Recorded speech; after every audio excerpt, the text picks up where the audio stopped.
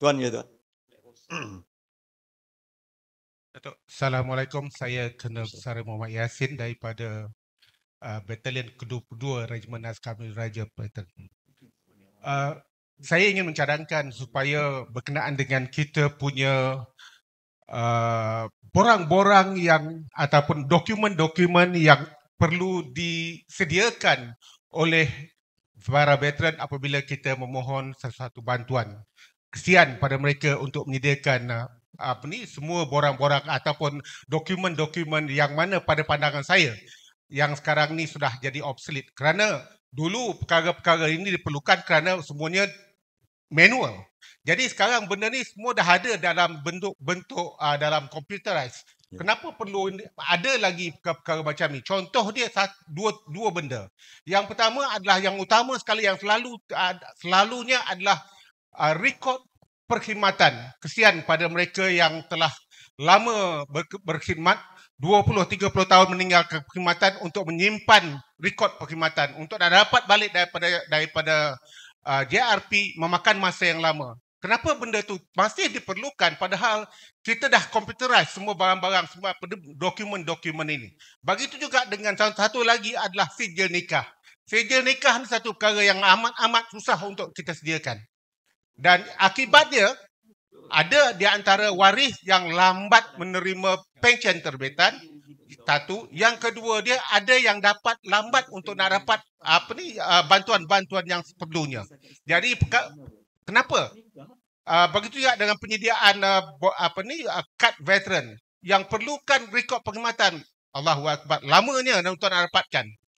Sebab oleh kerana tidak ada rekod perkhidmatan. Jadi saya rasa benda yang perlu kita ada kat situ yang nak sahkan hanya tahun berapa dia mula berkhidmat dan adakah mereka ini pernah dipersalahkan oleh mana. Jadi mohon kalau sekiranya beberapa dokumen-dokumen yang ini perlu diulang kaji semula keperluan dia. Okey. Terima kasih tuan. Saya memang menyokong penuh cadangan ini. Dan dalam pada masa yang sama, peringkat kami di sini pun kita sedang tubuhkan tim untuk kita pemudahkan borang itu sebagai contohnya. Mengenai rekod perkhidmatan, buku-buku rekod perkhidmatan yang lama tu. Okey, kita mengambil data-data ni, Jeff kita ambil alih daripada JRP sejak tahun bila? Ini pencen? 2004.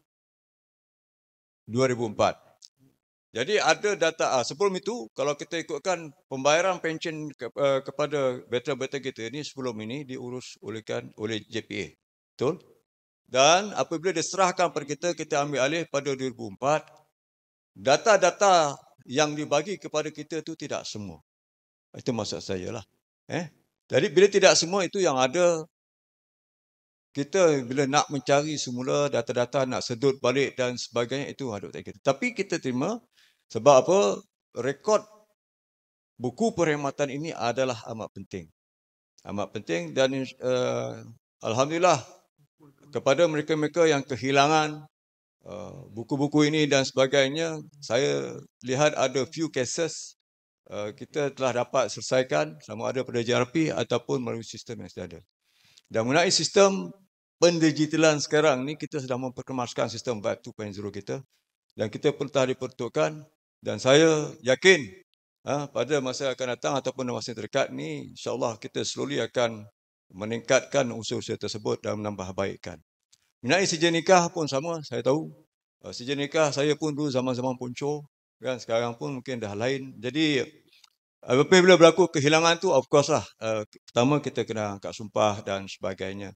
Sebab pernah berlaku apabila seorang veteran tu masuk hospital sebagai contohnya, dia ada sijil nikah dan sebagainya, tapi sijil nikah dia tu bukan sijil nikah yang sebenarnya.